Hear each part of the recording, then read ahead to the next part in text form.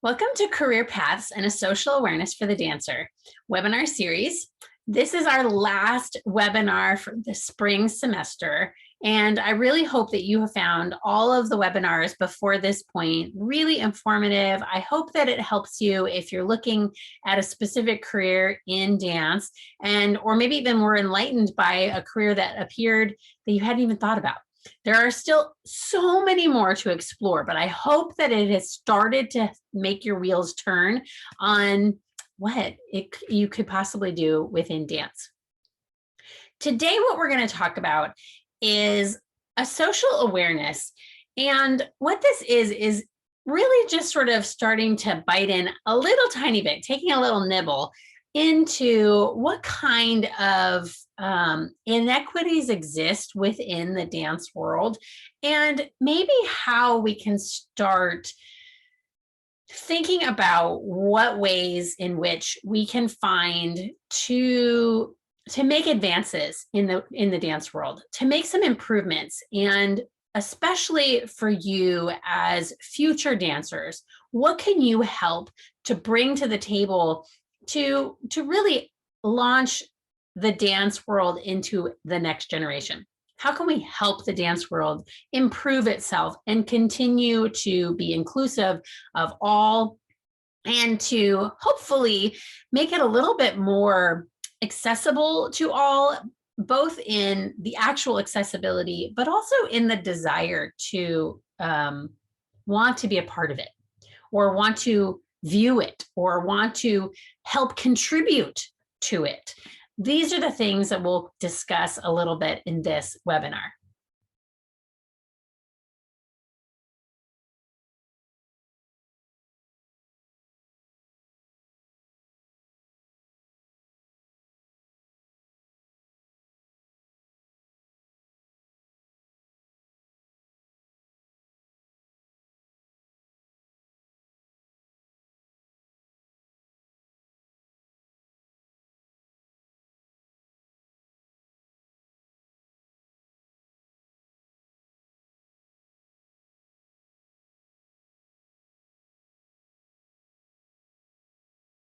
One of the reasons I wanted to take a look at social awareness in dance was the times that we're living in, and not just in the social justice that's taking place and that's present, but also the idea of the pandemic has helped us, I hope, empathize with others a bit more, and realizing that it's a community effort, that the pandemic isn't about us as an individual.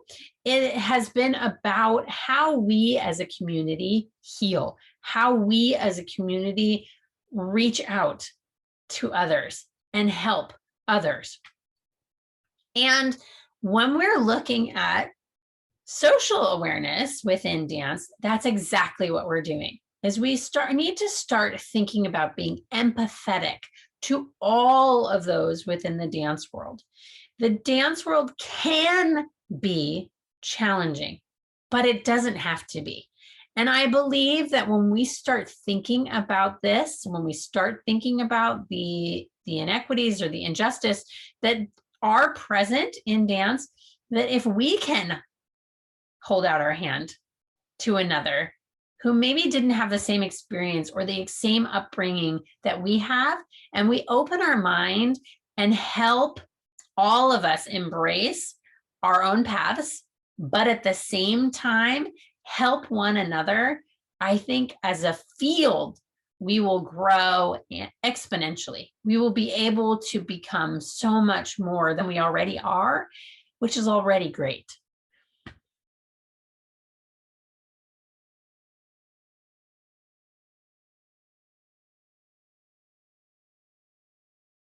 Over the past few months, I have been talking with many other professionals in the dance world on which areas in the dance world do people feel there are inequities.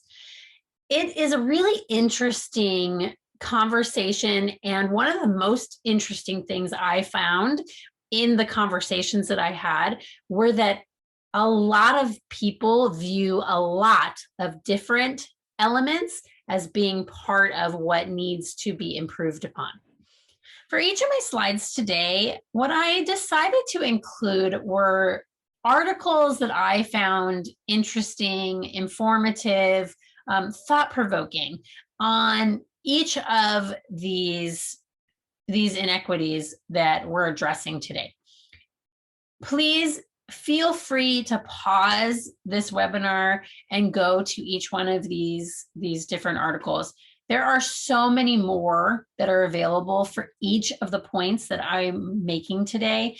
But again, this is just to kind of nibble at, to take a look at, to start the thought process, to start the introduction, to go beyond our comfort zone and to go beyond what your own personal experience is and start thinking about how this experience can be inclusive for all. I want to welcome my guests. They come from India, Canada, Sweden, and many other places in the United States. So I really appreciate you all joining me to have this conversation about social awareness in dance. And the broadness of this topic is huge.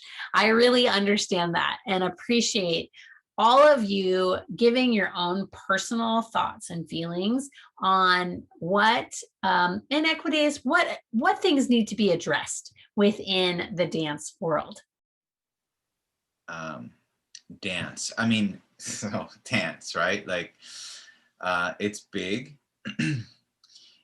And you have to, I suppose, kind of take for granted that we all are assuming that there exists a large spectrum where on one end, dance is something that is inherent in every body, and every culture has a relationship to it, and every community has a relationship with it, and every region, and like it's a very individualistic, and it's part of individuals in a small cluster like a family or friends, or so we have that, which is definitely part of the spectrum. And then on the other very far away end of the spectrum is you have like professional outlets of dance, competitive outlets, elitist, and but even that, like something can come to mind saying that there's elite end of the spectrum, but even though that elitist might bring one image to mind, there's a lot of different there's an elite breaking competition on one end, and then you might think, well, the national ballet of whatever country is so there's a large spectrum, and on those different sides of the spectrum, even that, it's not a finite point. There's a big spectrum or a big range on those extreme ends of the spectrum. So yeah. Okay, so that, let's say that is a part of a truth, right? Like we're going to assume that is some of the fact. All right, so now some of the inequalities. So I think like the first thing that pops, or the first word that pops into my head about inequalities in dance, now that we've said that dance is all of this, right? A lot of stuff. The first word that comes to mind is access. And so for each of those sectors that make make up part of this great big mosaic when we say dance. Access would mean a different thing for each of those each of those pieces that make up this bigger map. And not all of those things are connected, you know, like one side might not connect to another side. Meaning, what I mean to say, or better said, is like grassroots forms do not necessarily lead up to those elite forms. And again, elite forms is a lot of different things. It's not just one thing for me. I mean, now with, you know, access to information and seeing videos that come out of Africa and like demonstrations of folkloric traditional dances or folkloric dance in Mexico, even just that, there's a lot of different slices of what are we talking about? Pre-colonial traditional dance, post-colonial traditional dance. But you know, there is when I say elite, it means like it's at its highest form. It's like, you know, the commitment and here in Canada, there's the Native American traditional dances, and like there are these elite in the powwows and those big congregations that they form. There's these elite competitions, and you know, so we see that. So access means a lot of different things when you look at each of those individually. So realizing that one of the things that we're looking at is dance in America. I did pose a question to several of my participants about, do they feel that there are differences in the United States versus having differences in other countries, anywhere worldwide. And several people do feel that there are specific things to American society, and then there are some things that are just a worldwide, global challenge that need to be addressed.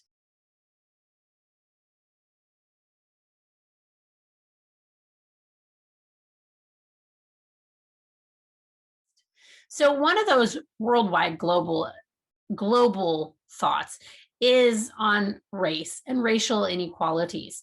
So frequently within, especially American society, we're working with a Eurocentric idea, meaning it's coming from a European aesthetic, and it has been brought to the United States, and that is what's been continued as what is dance. When we see in a college department, most frequently the classes that you're going to find as the department's core are going to be ballet, modern, jazz, and then there may be some other forms of dance that kind of come in and out of the department. Hip hop is becoming something that's more frequent and more prevalent, but it's not necessarily a part of the core curriculum. So because of that, we are looking through a specific lens. We are looking at race in the Eurocentric ideal. Frequently, ethnicities of color have been less available to be included in ballet in particular. Now, also modern dance is very much a Eurocentric form of dance. Even jazz, even though it has strong origins within the African American experience, it also has flowed into a little bit more of a Eurocentric design, and taking and borrowing from the ballet aesthetic has made it shift that direction a bit. In addition to just generally not having a huge amount of cross-cultural, cross-racial experience within several of these forms of dance. In addition to that, in power positions, artistic directorships, choreographers, in those roles, executive directors, in those roles, there also tends to be very little diversity. And because of that, very frequently, there's also discrimination. Until recently, again, within the ballet world, it was seen as very specific to be wearing pink tights, you wore your hair in a bun, and you had the aesthetic of looking exactly like everyone else. Well, if everyone else looks one particular color, and then there's one person of any other color, it tends to be harder to have this uniform look. Ballet is now expanding their look, their mind in general, and is starting to include more colors of tights, more colors of point shoes, thinking about what the bun actually means for people who have different textures of hair. So all these things are starting to be looked at more specifically. And it needs to be addressed, and it needs to be thought about as far as what does having these different ethnicities be engaged and be a part of it. More than just about the color tends to sometimes be about the classism about it. Ballet can be very expensive. There are ballet classes, there's a specific attire that you need to wear. Frequently classes, as you start to get in the higher levels of ballet, need to be more often in the week. You don't just come one day a week, you come very frequently, maybe even up to 7 days a week. The costuming can also be very expensive. As we start becoming more engaged with competitions in several of these forms of dance, that can also become very expensive. And very frequently, communities that don't have the kind of funding or the kind of available monies to participate in forms of dance, it's going to become much more difficult to become a part of these different forms of dance. So looking at how we can offer classes in dance to more of the community, to encompass and include and diversify how we are offering classes, might be some way to address racial inequities. When we discuss the idea of racial inequities, it is not to say in any way that it hasn't been a part of several directors who have tried to diversify, to have been fully inclusive. One of my guests talked very specifically about being in Bella Lewitsky's company, who was extremely inclusive. She was under the impression that it didn't matter what color you were. It didn't matter if you were male or female. It didn't matter what your sexual orientation was. It didn't matter what your level of experience was. If you could dance the way that she wished for you to dance and move and feel the way that you needed to feel and move, then she was absolutely willing to have you be a part of that and embrace you. There are many directors in the history of dance that have aimed for that kind of inclusion. It's a matter of trying to help and diversify the entirety of the dance field, and also thinking about how we can, in what ways can we diversify? In what ways do people who have maybe not had a seat at the table, what ways do they need in order for there to be a diversification? How do we engage that? It's not just about making sure people of color are able to be a part of a company. It's also all the other elements before it, the training, the education, the experience. All of those things are part of what will help bring in a more diversified racial experience. I think one, and this is again just on the outskirts of a lot of things, is just ethnicity and like ethnicity and representation, and exploitation, and in competition world. I mean, specifically, I adjudicated a couple of competitions in Minneapolis, where, you know, studios that had people of like dancers of color kind of put together a number at the end, just kind of like let everybody know in solidarity we're a unit. And then like all white dance teams do a number called I Can't Breathe. Another one called I forget, it was like Knee on My Back, Knee on My Throat or something. And I mean, like they're using like Bjork, like, and I was just kind of like, I know we're trying to make a statement. I don't really know if we know what the statement is. And because we're not really aware of the inequities of being a person of color, it comes off very performative and very superficial and very shallow. And then as an adjudicator, I have to remember that I'm not judging the taste level of the studio. I can make a remark about that. I can make a comment as to, I see where you're trying to go, and I appreciate your willingness to want to make a take action and make a statement. Let's go back to the drawing board and just see like where we can make a statement without offending. And so that, I think that's a thing. Well, it's interesting that clearly dance has the potential of being making statements and doing that, right. and having it be a really important part of the society and healing and any of that kind of stuff. But in a competition setting, is it the right time? Because you have to be judged on certain things. It's not a moment to just make a statement. It's okay, but you're being judged on this. So exactly.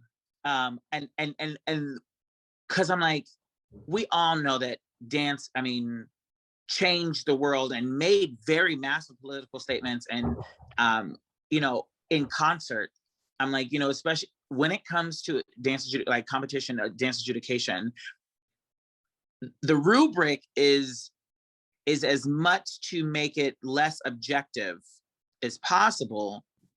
So I'm curious, since you did say when we talked about the competition adjudication, that you like to go to more smaller towns and things like that. So in that case, as you're talking about racial inequities, do you find that the places that you're going to are predominantly a specific color or ethnicity, or are you finding still a pretty good mix within what you're winding up seeing?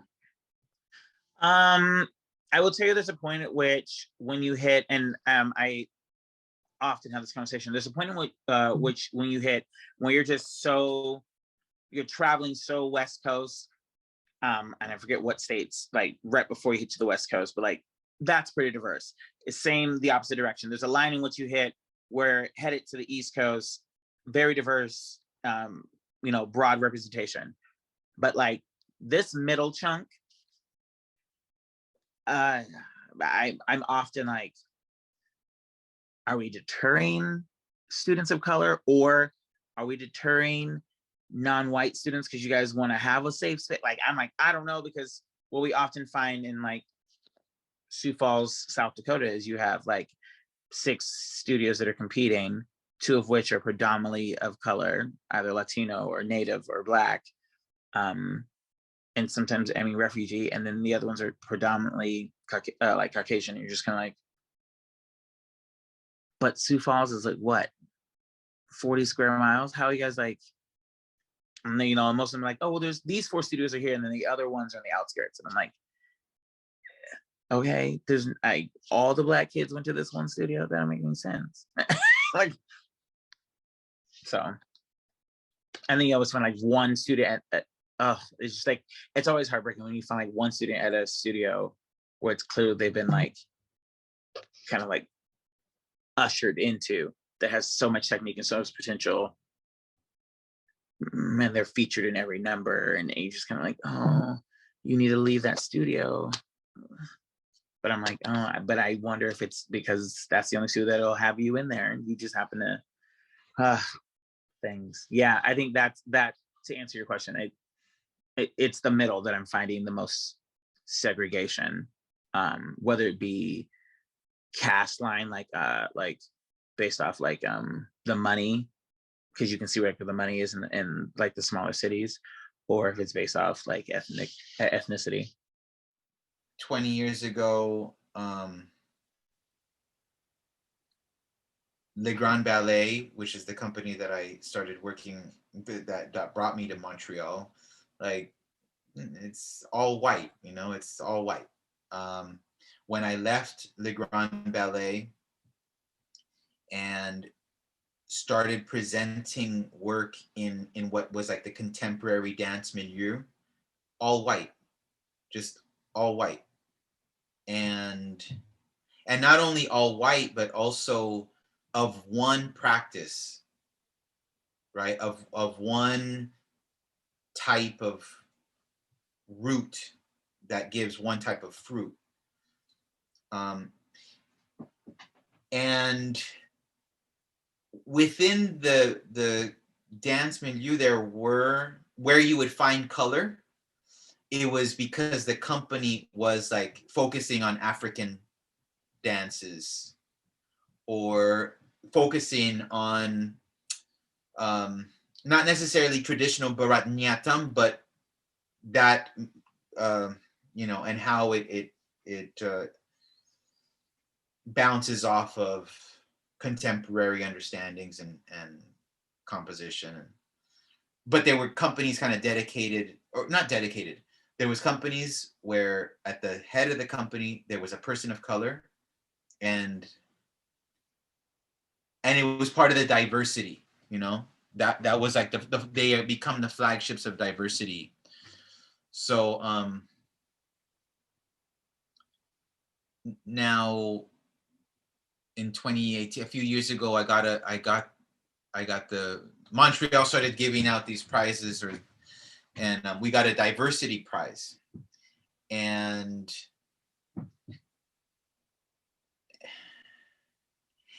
a lot of, like, so just discussing, it's like, oh yeah, well, your company it has every color in it, but the reason why of the prize, not because of the makeup of the company dancers, the dance roster, the company members, it was more because of the different disciplines or different approaches and different practices that were being valued or put in a place of value. The street dance practices and the contemporary or concert dance practices, and giving equal value to both of those. So what? So yeah, I mean, like, it's like in a lot of places in the United States, it's like the people that have privilege to start a company or to be accepted as that, like they might have the same background, or they might, reflect each other. And then you'll have like specialty companies, and this like separate but equal like thing, is I don't know about it. But that's the way somehow the system is built to best organize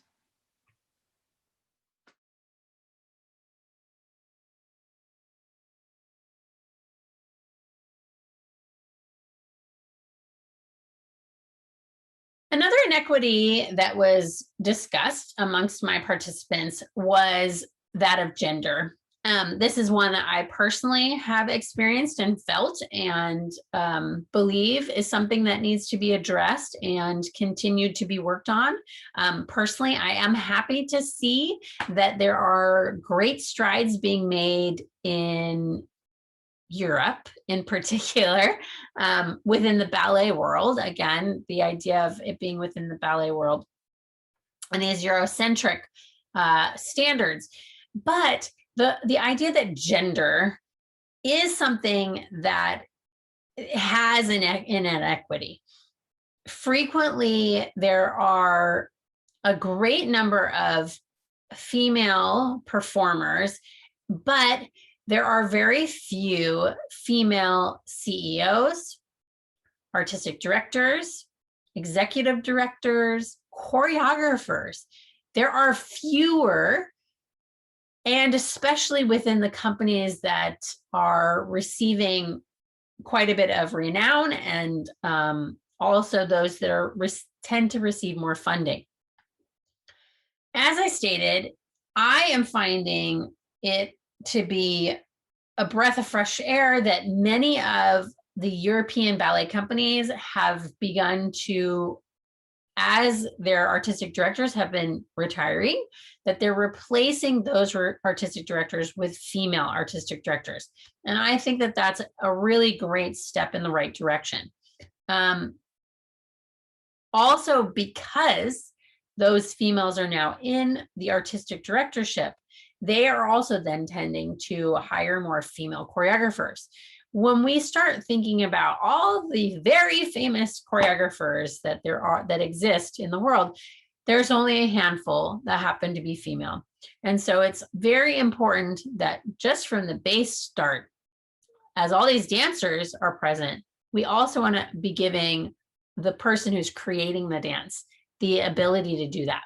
And there are many female choreographers, very great female choreographers. So how can we make sure that they're getting a seat at the table that can then result into a leadership position and continuing further into hopefully an executive position as well? Those who are bringing in the money and those who are working towards making the money. So the gender inequalities need to be leveled a little bit too.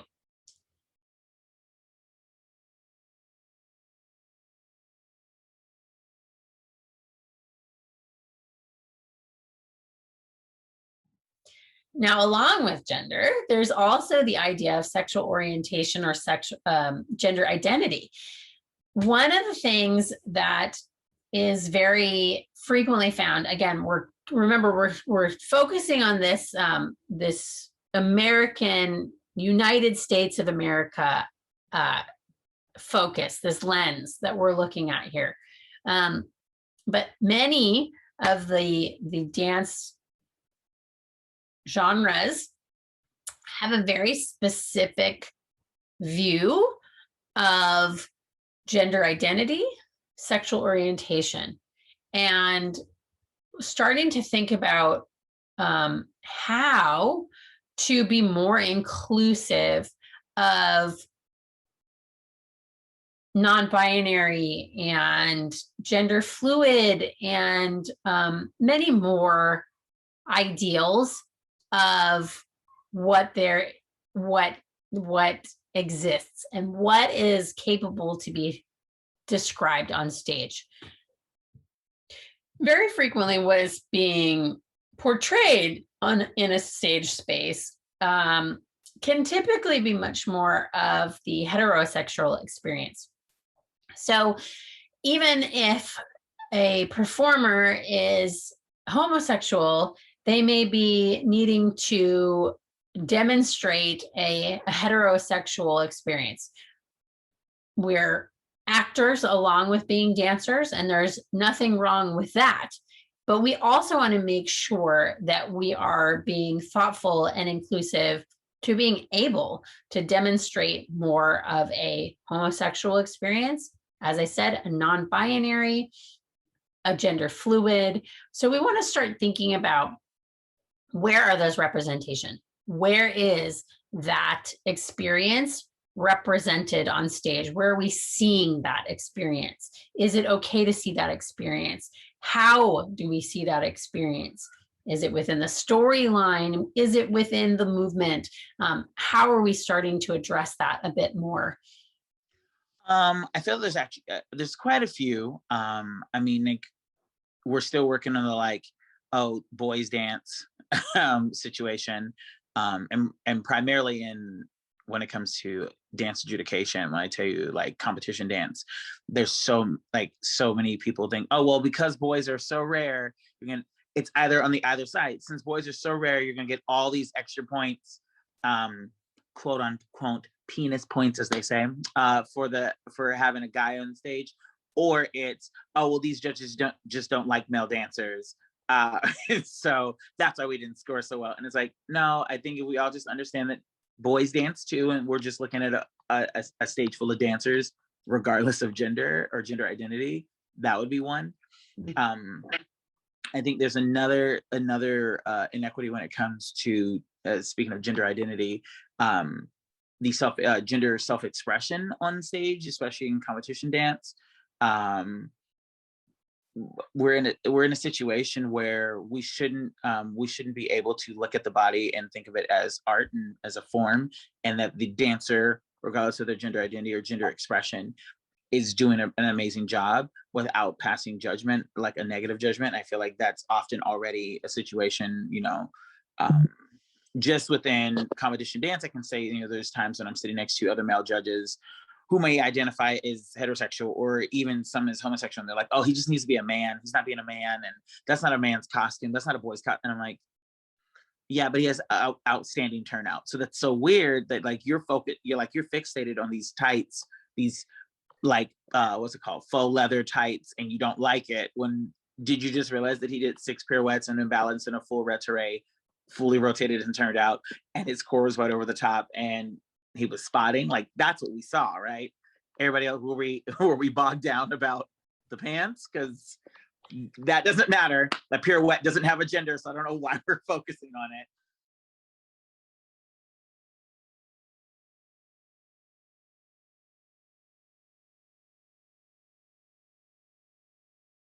Along with talking about this Eurocentric standard, and we're saying Eurocentric, it's the centerpiece, the idea that what's happening is it's the thing that others revolve around, right? So it's the European standard is what then other things are on the margins of, which is why we say marginalized, right?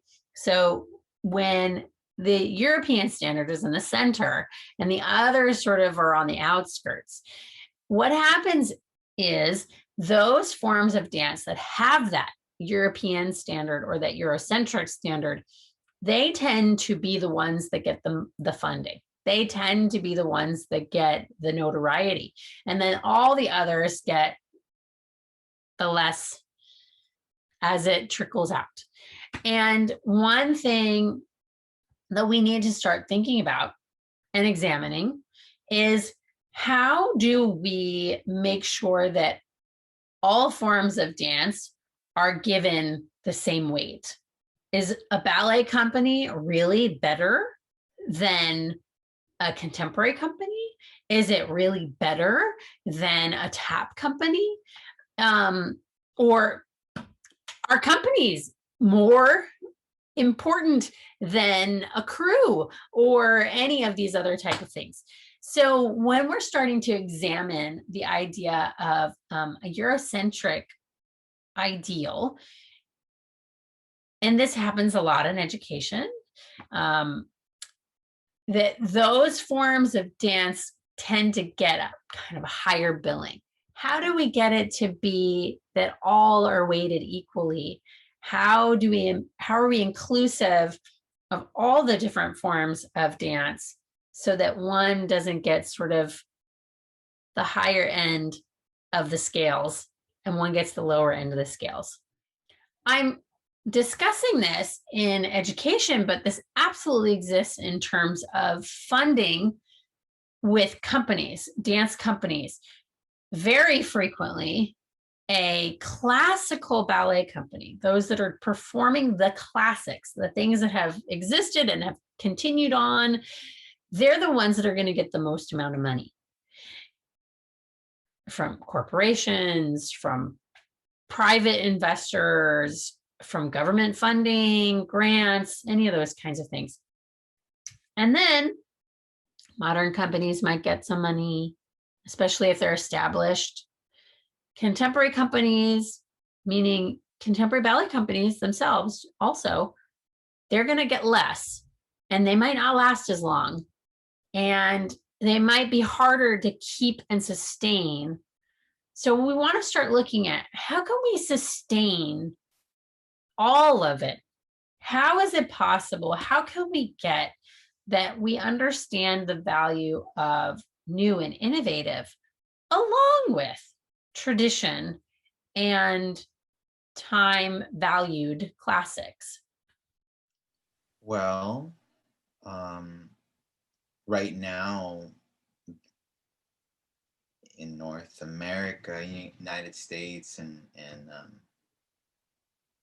there's the conversation that is like, let's see, so appropriation.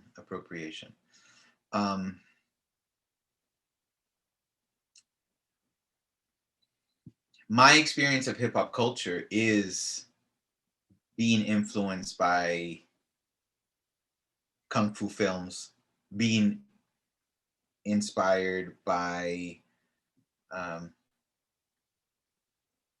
tap dancers doing some kind of a move, other breakers, other poppers, traditional dances or what, like just appropriating through hip hop culture, the dancing, the sampling in music.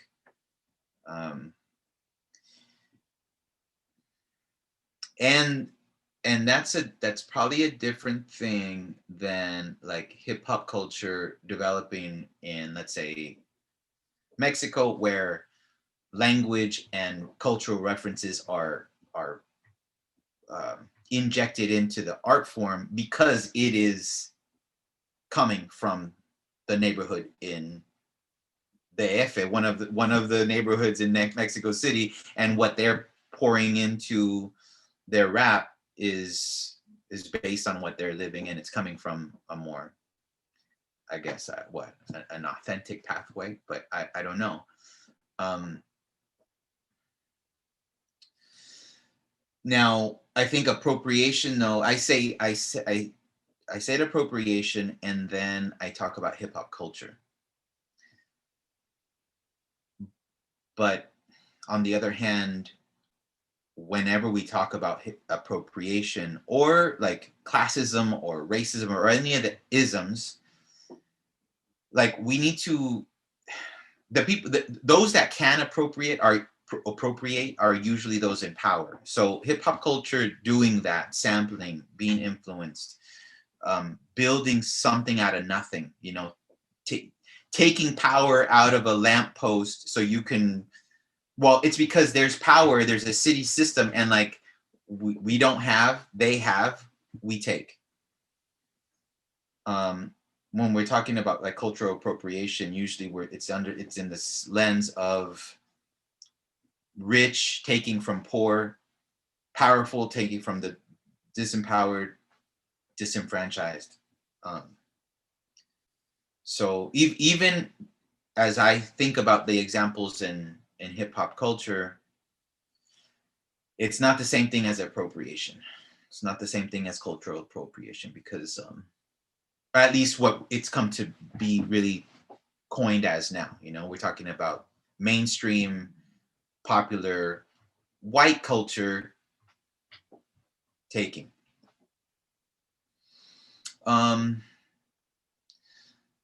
Let's see. So I'm kind of having like a little conversation with myself about like my experience of taking influences as a young dancer, as a young hip hopper, and being taught that through hip hop culture. And let's see. Does someone when does someone know that cultural appropriation is not appropriate?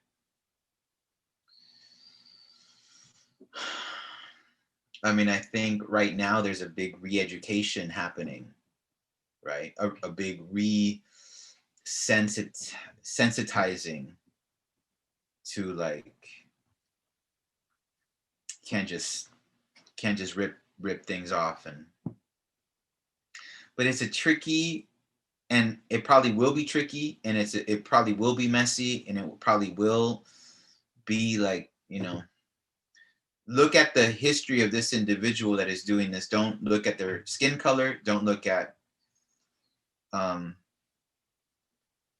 but I mean, I think it has its place. There's going to be a lot of finger pointing, and sometimes it's going to be wrong, sometimes it's going to be right. Sometimes you're going to be like, yo, let's talk about the elephant in the room, and this is wrong and good. And then sometimes it's going to be a little misguided and overzealous and just too fervent and yeah. Here in Montreal, Quebec, here in Canada, what Rubber Band, my company since for now, 20 years almost, where we were situated and how we have kind of infiltrated or set up camp inside of the institutional parameters and kind of broken a hole in the wall that kind of sealed very hermetically what was funded or what wouldn't be funded or what was respected or what was valid. Or now 20 years in, perception is that we are part of the institution. We are part of we are the system, right? And so still actively trying to keep those doors open and open other doors and stay in touch with a different dance culture, the street dance culture, for example, here in Montreal. And not to be disillusioned that not everybody that is in street dance culture wants to have a chance to be on contemporary stage. Like that's your illusion. That's your dream, maybe. Like, and encouraging only that path is maybe not. There are some that just want to be the baddest representative of popping at an international scale, but they're not interested to do your choreographic research laboratory. That's not really, they want to soak up and be part of that culture, which makes street culture what it is, battling and freestyling. And so anyways, all that to say is that I think whatever our experience is and whatever our bias is, we sometimes project that other places, and there's not an answer for everything, and we don't know about every regional traditional dance form. Should we? Maybe. I don't know. I don't know the answer to that. Should every traditional dance have the same platform and like you get to see, it goes viral? I don't know. I don't know if the answer to that. But not every dance form or dancer wants to be on America's Got Talent. Maybe they do, but it's not the same answer for every form or every individual within that form, even.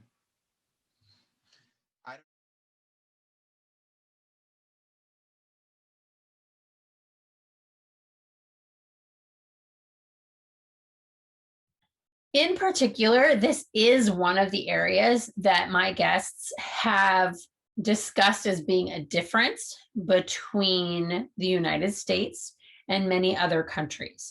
especially in European countries or in Canada,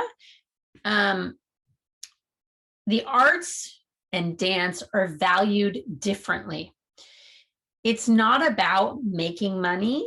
It's about what art can provide for the soul, what art can provide to a society, and how that is valued.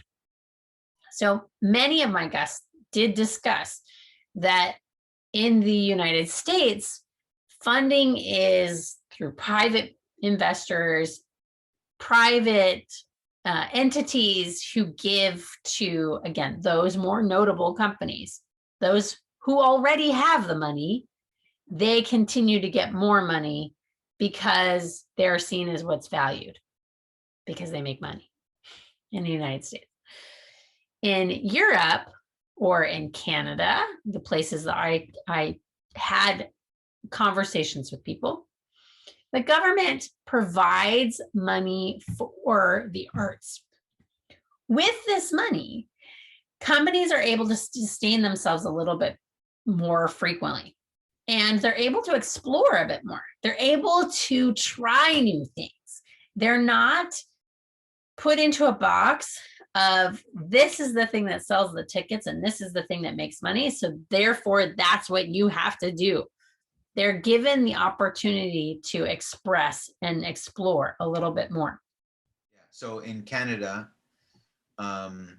there is the Canada Council for the Arts, and each province has their own council for the arts. So there's the Conseil des Arts de Lettres et Québec here for the province of Quebec. And each province has their own. And municipally, here I'm in Montreal, and there's a Conseil des Arts de Montréal. So there's a Montreal Arts Council. And there's other, so a professional dance company could be supported on those three levels, from the municipal level, provincial level, and federal level. And then there are a lot, I mean, there's funding for the arts. And I didn't know that when I came here 20 years ago, but Quebec, the province of Quebec, and Montreal specifically, especially, the importance they put on culture. It's a French-speaking province within a Anglophone country, and the culture of this province is put on a pedestal, and the importance of it. Now, if you ask anybody here that is born and raised here in the province, they'll probably be like, "Oh, it's so much better in Europe." But as somebody that is born and raised in the United States and knows how much worse it could be, you might not, you could, yeah. Anyways, so the answer is yes. There is funding available for professional arts on a scale that you just don't see in the United States. Also, hand in hand, however, the United States has 330 million, give or take a few million people. And here we have 33 million in Canada, right? So that also, when I was in New York, before I came, I was starting to show work and present stuff and start doing my choreographic research. And I already felt like, man, the resources in New York City, man, like and it was going well, but I could still feel like there's just little crumbs. There's a lot of fish trying to get after this little crumb. And getting here to Montreal, I'm like, wow, there's a lot of resources. There's like space. I could find space, and I could present stuff, and just day and night, as far as like what the saturation of people, the population number, and how many people are practicing, and how many people it makes a difference. It makes a difference. And it also makes a difference, like the environment. Does the environment want cultural product? And are they open to many different types of product, or is it just TV? Or is it just, like in Los Angeles, like there's what is important, Yeah. Now, this doesn't just exist for companies as far as where's the money. Dancers also tend to be one of the lowest paid and lowest ranked forms of the arts that exists. And this comes in many forms. This can be having younger dancers be the ones who make very little money and they're used very frequently. Maybe they're the ones who do the outreach shows, or maybe they're the ones who are helping educate some other dancers as part of their contract. They're making very, very little money, maybe as a apprenticeship or as a trainee. They're able to have these group of dancers that give body to the company, that they pay very little money because they're training them to become a professional dancer or to become part of the company. Now, very frequently, the company is only going to have a few parts or a few positions that are available. So after a few years, most of those young dancers are then let go. They haven't lost any amount of money because they haven't been paying them. And they cycle through into a new group of dancers, leaving most of them to not have a position, unfortunately. So that's one way that dancers have kind of continued, even within their own realm, to push this idea that money isn't provided. Now, clearly, if money isn't coming down the line, you have to find creative solutions. Paying or not paying young dancers is probably not the way. And we may want to start looking at how do we make sure that young dancers are just as important as those mature dancers that have been a part of something for a long period of time. I speak from an insider, or as an insider, as a dancer who has been performing, teaching, and choreographing within the arena of classical and to some extent contemporary dance in India. The world of dance has a niche within the larger, more sprawling world of performing arts, even though interestingly, it combines or integrates elements of the other arts within itself. But maybe because of it, it is seen as a dependent form and therefore a derivative of theatre, drama, mime, drawing its beauty from music and literature. There are differences in approach between Indian dance and the dance forms of the rest of the world, and indeed the diversity is mind-boggling, but there are commonalities. I feel that despite the very ancient nature of movement itself and the presence of dance in ritual as well as communal interactions rooted in agrarian customs, traditions, etc., around the world, dance is often given a short shrift when serious discussions on art occur. I wonder if this has anything to do with the very nature of movement itself, its primal quality. Of course, there is the whole binary of classical versus folk or tribal or the less serious forms, which is also an inequality within the dance world that perhaps needs to be looked at and addressed. I feel that there is a widespread perception that the very fact that dance is to do with the body, not necessarily true in my opinion. It is therefore not cerebral enough to merit serious consideration. That it is visual, therefore it has to be entertaining.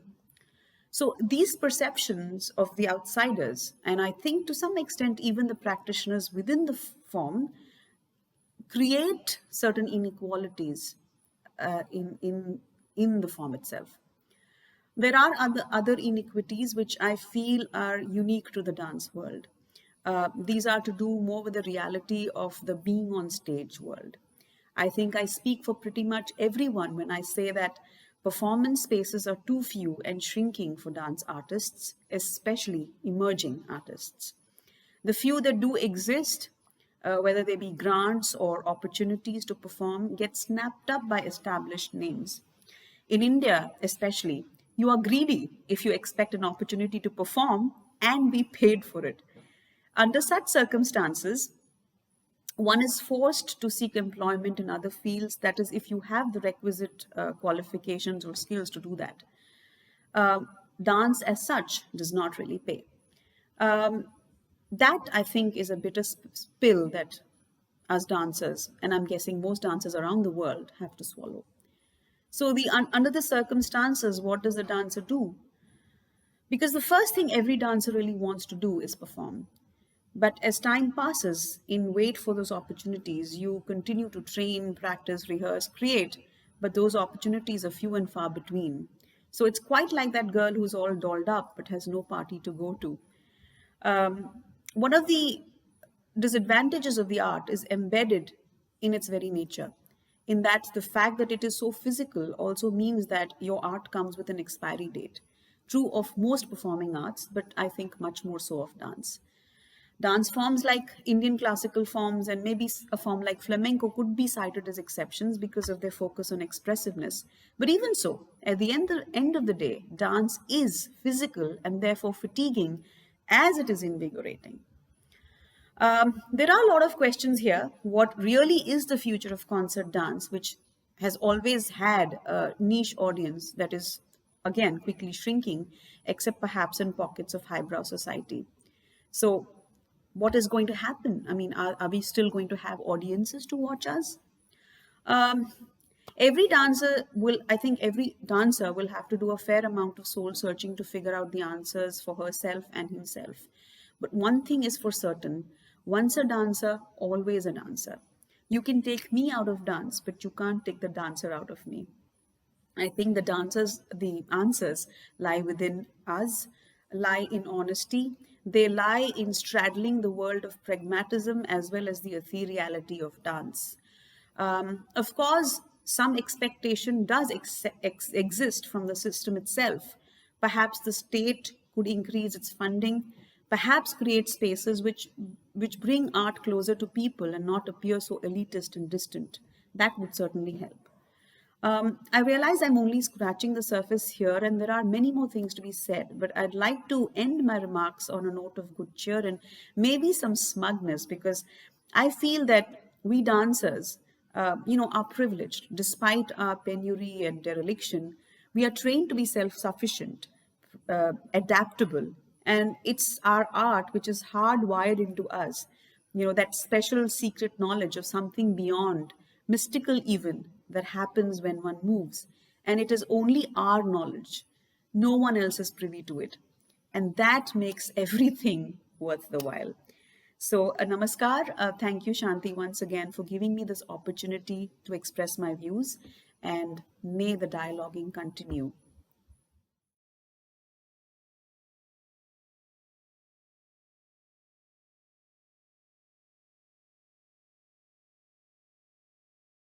Another thought that was brought up by one of my guests is ageism, and it comes in a couple forms. One form of ageism is that of those young dancers being paid very little or nothing, and that being a part of the culture of dance. If you have less experience, you get no money. If you have lots of experience, you might make more. Now, that's something that exists. The more experience, the more expertise you have, you're able to make more money. I don't think that that's the issue. It's the idea that we can start with nothing, or that the experience that you're getting from doing this particular recording, or this experience that you're getting from having this particular performance for nothing, that might be where we look at it. All dancers have value. It's just a matter of how much that value is based on your experience. So that's one thing in terms of looking at ageism. The other one is not encouraging young dancers and young performers to get an education, saying you have to get in young. You only have so long in your dance career, and you've got to be a dancer first, and then you can always get back and be educated. And starting to make a shift in that idea. So the idea of ageism there. Another idea with ageism is that by the time you're 40, you're done with your career, you cannot dance anymore. Why do we need to stop? Why do we need to have this idea that you can't continue dancing after a certain point? So realizing that part of that idea with ageism and the addressing of education is putting value on learning in dance and realizing that the older you get, the more experience you get, the more rich and well-rounded you are as a dancer. So why not start that earlier? Start that with the education. Start that with experiences for young dancers that isn't just pushing them onto a certain ideal, but instead encouraging the idea that getting a whole experience around a well-rounded experience, both on the intellectual side and on the history side and on the performance side, that will all enrich a performer's experience and enrich the dancers in their continuation of life. A big one that goes along with wage inequality is the idea of lacking of health insurance or lacking of proper injury prevention, or thinking about how a dancer is functioning on the health side of their life. And in particular, as a dancer, the wellness of your body is incredibly important. And starting to learn earlier to value the wellness of your body, to value injury prevention versus making up for it once you have been injured. When we have discussed both dance movement therapy as well as physical therapy, one of the things I found very interesting is frequently dancers are being asked to go to their maximum, but they're not in an Olympics type situation where you're being pushed to your maximum because it's the best thing for you. It's more that you're being asked to go beyond what is acceptable for one as a dancer. Frequently, dancers are going to be saying, well, I danced on that injury because I had to, because otherwise I wouldn't have had a job. I would have been removed, or there was no one to replace me, or it wasn't possible for me to step away in that moment. You're providing your body with so much more life healing that needs to happen and physical healing that needs to happen with just continuing that performance. And sometimes it's a matter of, I love this so much and I just want to do it even though I'm injured, but there also this pressure to continue even when to push through the pain. And that can also be a mental situation, to push through the pain, to be abused or to be told things that are difficult for you as a human being, and to be asked to, well, that's just part of it. That's part of your life as a dancer. You're going to be told no. And there are some realities to that. However, that also needs to be addressed. Why do we talk about, or why do we talk to dancers in this way? Why do dancers need to be broken down before they can be built back up? How can we make sure that in the future, we are continuing to think of the full wellness of a dancer, their mental health, as well as their physical health, as well as their educational health? How can we make sure that a well-rounded dancer includes wellness, includes this feeling of being a wonderful individual that is full, is complete, and is satisfying?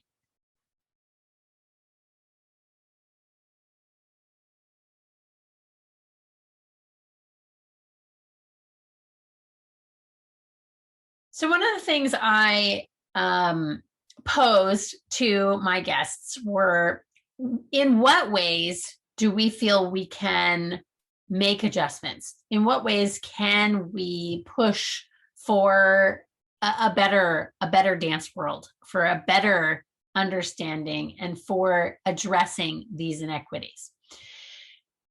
Many of them I've kind of addressed along the way, making sure that representation is included, making sure that we're giving the opportunity for inclusion and giving the opportunity along the path, meaning it doesn't just start in the performance element, but it starts before that. It starts in the training. It starts in what's being provided long before we ever become the thing that gets the profession.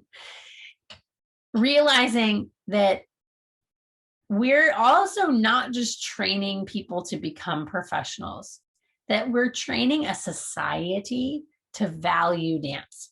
I think that's one of the things that we want to make sure that we're starting to really think about, is that when we're addressing dance, that we're thinking about it as bringing in a respect for the dance world and not having it be just the dance world, right? But that we're bringing a respect and a beautiful representation from who we are as a society, of valuing not just the arts, but in specifically valuing dance, valuing movement, and making it very clear that we're all dancers. We're all movers. So we all have the ability to love being able to move and dance with one another, whether you're a professional or whether you're going to help contribute. And that can be contributing in so many forms, appreciating it, watching it, giving money to it. Any of those things can be helping to contribute to dance. I mean, it's good to have a conversation like that. For me, I'm always having like these counter conversations in my mind, because I say, on the one hand, I really can't speak for anyone, but I am in a position where I feel more and more responsibility that I must speak on the behalf of those that don't have the microphone close, like that. But it's difficult to try to put a blanket statement for too big of a people, unless like you boil it down to the truest truth that would matter for everyone, no matter the detail. And I feel like I do my best to be active and like trying to change that. I think that's the same for like going to the middle cities. And like I show up and I'm unapologetically Black and gay and loud, and you can't do anything about it because I'm educated, and the critique that I'm giving you is some of the best damn adjudication you'll ever get. So guess what? You may have thought you didn't like Black or gay people, but you absolutely love me, and it's fine. Changing the state one studio at a time. Nice. Well, that's sort of my next question is, what do you feel like we can do to start addressing some of the issues that you see as being present? I think it's representation. It's showing up and showing out. It's so easy because when I was adjudicating in the beginning, it was so easy to get caught up in like all the dance competitions that were like on the West Coast or the East Coast. Like, oh, I'll be in San Diego, and oh, I'll be in San Francisco, and oh, this one's in Portland. Oh, Seattle. Oh, this is great. Oh, this one's in Vegas. Like trying to get like in that circuit, or this one's in Atlantic City. Oh, this is Fort Lauderdale. You're just like, oh, this is so great. And to be very frank, like if you have the credentials, if you have the resume, they're going to offer those to you. And that's kind of like with my training and like with a couple of shows that I have done, like I just gotten there in just the fresh time when everybody was like, oh yeah, you want West Coast, you want East Coast? And I was like, yeah, I just caught it. And then I realized, and like one time, in fact, I'm going there not next week, the weekend after. It's become like a ritual now. Madison, Wisconsin, which is technically called like the San Francisco of the Midwest, which I didn't realize that. We get there, and one of the queer identifying dancers, younger dancers, did a number with a wig on. And one of the judges said something about it, like being inappropriate to force gender, like on a child, blah, blah, blah, blah. And I was like, I don't think anybody forced any gender on this child. I think this child chose the costume in which they felt expressed them while they were moving through the space. I understand this is a contemporary number, so we allow, you know, in a contemporary like category, we're looking for you to express yourself through shape, through coloring, and through expression. And I think, you know, whatever costume you've chosen, I went on this tirade, whatever. And like later on, that studio called me and they were like, we haven't had a judge who understood, blah, blah, blah, blah, blah. Would you come out and teach a masterclass? And I came outside a masterclass, and they're like, we also have some boys who know how to dance in heels. You know, you were in the Lacage tour. Would you do it? And I was like, yeah. So I taught a heels class, which then got like put up, and then some more people showed up, and then some more studios, and like it became like a big kind of convention that I've done 3 years now. Like I just go and I like teach like gender fluid movement. It's kind of what I express it as. It's like whatever, however you want to feel in this moment. If you want to feel feminine, or you want to feel like strong and feminine, or you want to feel masculine, want to feel meek and masculine, whatever it is, you create it, and they go through choreography. Yeah, I'm headed back to Madison, not next week, but the week after. And so adjudication, but then I'll teach a class there. Yeah, sorry, long way to answer. I think you just need to show up and show out. I think like showing up and being authentic, yes, go ahead and take the really like exciting gigs, but once in a while, you know, take a Oklahoma, take a St. Louis, you know, just to get in there so that people are like, oh, I can be whoever I want to be. Black and powerful, a woman and educated, you know, and strong dancer, like whatever it is, whoever you represent, we have to like show up. In the past, we used to do this thing called the Post Hip Hop Project, and like basically, yeah, opening up and sharing resources with the street dance community. And then as we went on, then I started like, no, what I need to do is specifically target and mentor those individuals that are pillars in the dance community and that are ready to take advantage of the resources, the specific resources that I might be able to share. And still mentoring and still offering shadow opportunities to people that are working their way here. Like last fall, I was in a creation process, and like I just had Montreal's Crump pioneer, and kind of like he was just shadowing me. He's right next to me for 3 weeks, just watching. Not that he needs to do what I'm doing, but in conversations, he's like, well, so like, how do you do it? How do you do that? Well, just hang out with me for 3 weeks. We'd have lunch together, talk afterwards, or whenever you have a question, I know as a dancer, I learned from being in the studio, just watching Twyla, just watching Elliot Feld, just watching the director, whoever's in front, just being there. That's access. And like, you know, there was many times in my life and my career where I felt like I had infiltrated this secret world, and I wanted to bring back the information so that it could be open to my people.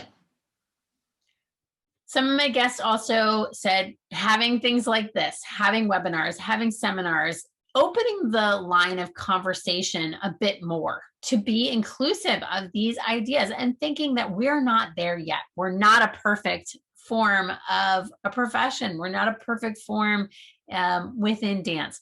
How do we start really addressing some of these things and making sure that we're discussing it is one of the first things.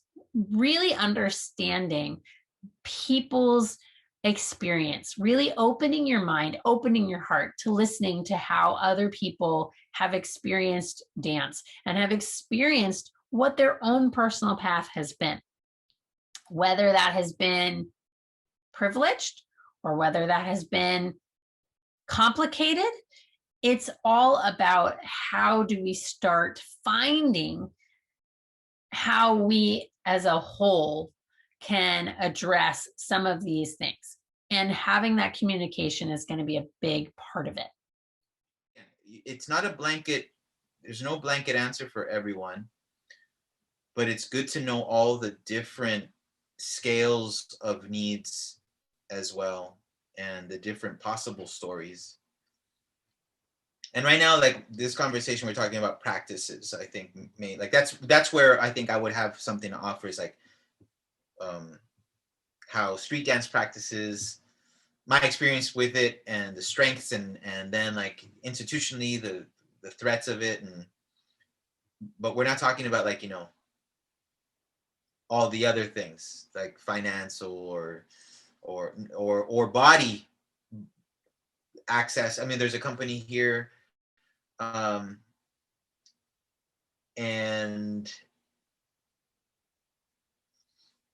it's called Inequalities, and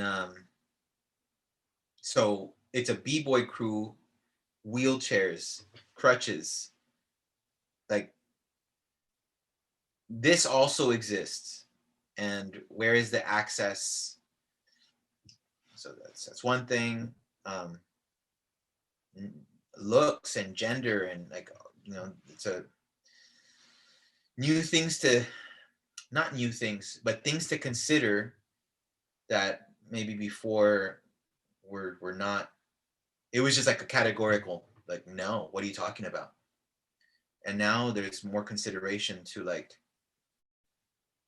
you know, there's over 7 billion of us, like there's a lot of different stories. Anyways. One guest also had a conversation about creating a national dance union.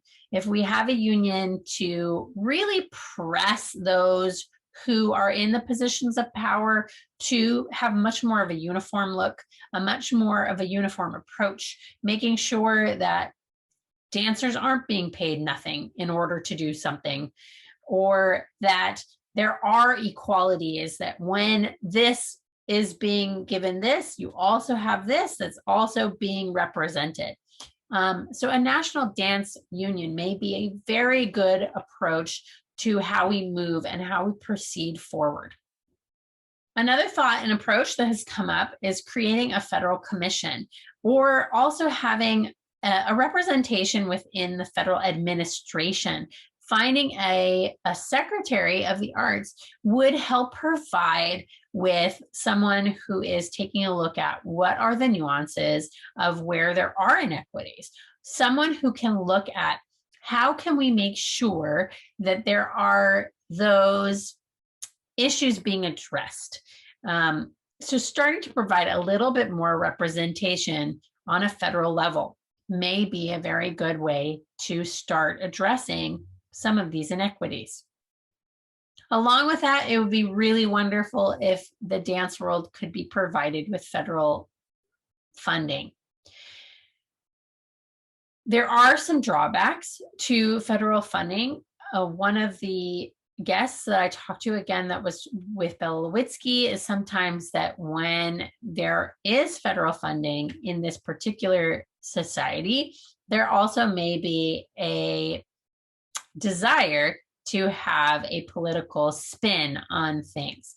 And when I say that maybe looking at federal funding, I believe that we need to look at different countries that do provide that aren't being, the agenda of the government isn't being pushed with that funding, but instead it's just available money for helping provide, especially that idea of sustaining those companies that need the extra support. I want to thank my guests that were able to make very specific comments and thoughts about this conversation. Thank you to Pujita, Victor, Danny Duane, Edward, Karan and Sean, I really, really appreciate your conversation. I appreciate your input. I appreciate the insight that you all had on these matters. And I believe that starting this conversation is a really, really important way for us to start again looking forward to a better dance world. Thank you so much for joining us this spring semester for Career Paths and a Social Awareness for the Dancer webinar series. I'm Dhanashanti Harter-Johnson, and I appreciate your taking the time to watch these and to start thinking about what there is. There's so much to be provided from the dance world. It's a wonderful community, and I'm glad that you're a part of it. So thank you. Have a wonderful summer. See you next year.